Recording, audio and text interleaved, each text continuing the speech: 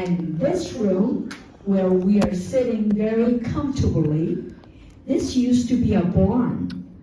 And we had a basketball hoop, so we can play basketball. And actually, I even broke my baby finger, and it's still crooked from playing basketball. And then we used to have a piano right up here. And then we would have a piano recital. And many Boy Scouts used to come over, stay overnight in this barn, and use this as a community place. And you know, as I was trying to think about sharing with you today, but I really need to thank our leadership, all the students and their leaders, and their families and parents. Because, let me tell you why. I've been going to many different churches, civic functions, schools and universities, and speaking. And I noticed one common theme, that is that not as many people know who Pearl S. Buck is as they used to be. Because there was a lot of people who used to read her books and admired her work. They're one by one dying out. And so the important thing is how the young people are involved and let this work to be known. Because I feel without the young people getting interested and getting involved, it's a one generation away from extinction. So I am truly, truly grateful. If you are the leadership program, young ladies and gentlemen, would you please stand up? I really would love for you to stand up, please. And then there are also leader is Mr. Shapel. Could you stand there? And then also Mrs. Davis. Is Mrs. Davis here? Okay. So how about we give them a big round of applause because they are doing an amazing job. Thank you very much, and I really appreciate it. And then also, special thanks to you, Casey, for all the gracious contact that you made with me and made me feel very comfortable. So, thank you.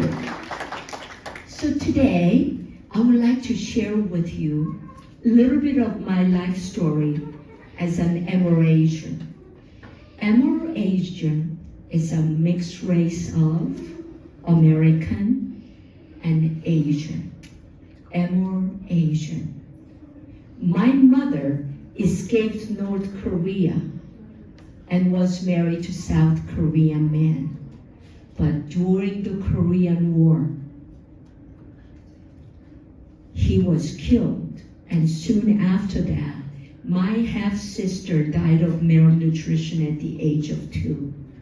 My mother, not being able to support herself, she resorted to working at a coffee house, and there she met my father, who was an American GI. My mother and my father were never married. Now, after my father went back to United States, just to give a picture of it, my one-room house was from right about here, right about that little square area, with no running water, no electricity, public outhouse, and outside kitchen. And we often had to look for free food where we could find, such as dandelions, snails, mushrooms, and grasshoppers. Ladies and gentlemen, I was master at catching grasshoppers. Did you know roasted grasshoppers are like roasted nuts? But you do have to take the legs and wings off because they are way too prickly to eat. And I think you should try them sometime. Maybe the leadership training students should sell maybe grasshoppers there for you to purchase as well. And I also remember, especially when I was in 6th grade, I only had one outfit to wear. And when it got really dirty, my mom would have to wash it while I was huddled up in a blanket because I had no other clothes to wear. And I wanted to help my mom. Guess what I did, young ladies and gentlemen? I used to sell gum and shine shoes on the streets to help earn the money. It was difficult enough that we were very poor, but people of the community, especially children, didn't make our lives any easier.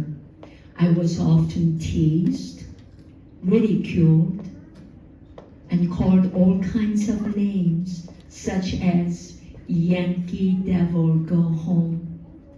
And then you might be wondering, Julie, why? You see, when you look at me, you see an Asian woman. But when Koreans looked at me, they only saw the American features in me. You have to understand how proud Koreans are of their pure race and of their orderly nation. Consequently, mixed race person like myself was not wanted and was despised by my motherland. It was when it was time for me to enter grade school, I had a legal problem. I did not have a citizenship, last name, or even a birth certificate. Then you might be wondering, why? You see, according to Korean law at that time, you are a citizen of your father's country. That meant I should be an American. But according to American law, you are a citizen of the country you are born in. That meant I should be Korean. Neither country wanted me. I used to think perhaps I belonged somewhere in the middle of a Pacific Ocean. Kindly, an orphanage father of our town allowed me to assume his last name, and I was able to enter grade school.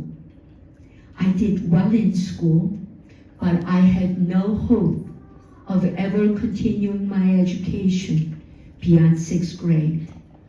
We had no means to do so. While I was selling gum and shining shoes on the streets, a social worker from Pearl S. Buck Foundation came to our town in search of mixed-race children like myself. And the reason this social worker came, and many of you guys are very aware what goes on in this Peresburg International. But I'm sure you know that Pearl S. Buck was born in America, but for 40 years of her life, she grew up in China as a daughter of American missionaries that was stationed in China. But even when she was growing up in China as Blue Eyes, here she also received discrimination because she was a foreigner. And this gave her the sensitivity for the people who are discriminated because of their color or creed.